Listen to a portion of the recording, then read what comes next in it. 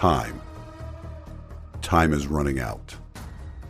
Calling all patriots and lovers of our constitutionally protected, God-given, self-evident, inalienable rights in Tennessee and the United States of America. If you are sickened by the liberty-eroding activities of a government that hates you, then it is time to wake up. If you are fed up with the tyrannical leadership on display by all levels of government, now is the time to listen to your reveille call. If you are equally tired of the political class, the new aristocracy, lying to you in their pursuit of power and control, now is the time to take a stand in the arena. Please welcome your host, Larry Linton, U.S. Navy veteran and candidate for Tennessee House of Representatives, to the Liberty, Leadership, and Lies podcast.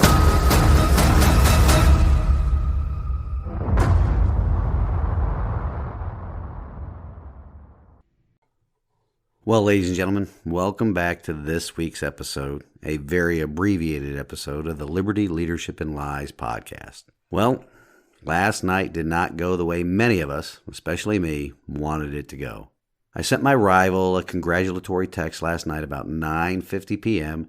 when 91% of the votes were counted, and I was down 82% to 18%. Like the many people that I have talked to already, I am chalking this up to the voting along party lines apathy that is killing not only our state, but our nation. We have to find a way to break that up in order to save our country. There are many Republicans that ran in elections all over the country that are just commies in Republican clothing. Or they are just bench warmers that only jump when the political party hierarchy tells them to. The political parties count on the public not investigating the candidates running for office, giving us the political system we have right now. My rival in this contest did not even have to campaign very much because of his political party affiliation. I can count on two hands the number of signs he had up throughout the county and do not know of any but two public events he participated in. So yes, party line voting got the best of me. Voter apathy got the best of not only me, but the rest of this district as well. Time will tell if the apathetic voters will reap what they sow. Be on the watch for a possible vote in the General Assembly to allow gambling and casinos in our state. I can only imagine what that will do to our already overloaded road infrastructure here in Sevier County. Now, there are several options to consider going into the future, but for now, I will focus on this podcast and how I can use it to hold not only my rival accountable, but every level of government here in Tennessee accountable to the voters.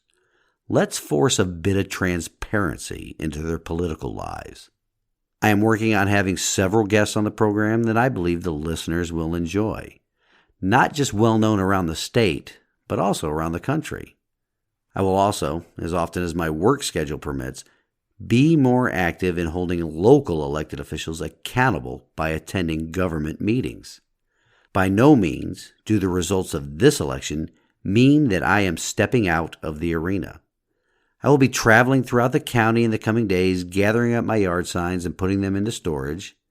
Also, I will be talking with family and friends about the course of action to take in the short term as well as future endeavors.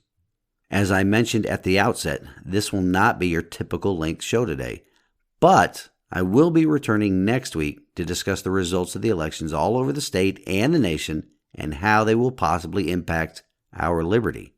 I want you all to know this, though. I am sincerely grateful for the kindness and support you all have shown me throughout this process. At times, it was the only thing that kept me going. I also want to thank the many new friends that I have made throughout the county that also encouraged me during this campaign and continue to encourage me to keep fighting. Many of you have sent me text messages or Instagram messages or Facebook messages or had conversations with me in person that knew about the very real possibility of not being successful this election, and they want me to stay in the arena in the future. I have not made a decision about 2024 yet, and will only do so after consulting with the people that I love the most. My wife, first and foremost, of course, along with my daughter, my brothers, my mother, my son-in-law, They will be the people I consult with and pray with about any decision to run for office again. Like I already mentioned, I will use this platform to bring accountability to our elected representatives from the school board all the way up to the governor. And that will have to suffice until a decision about 2024 needs to be made. Until then, we all have to work on the voter apathy that is eroding our liberty and allows the government to take us all for granted. So, until next week, stand in the arena with me. Reveille, it's time to wake up.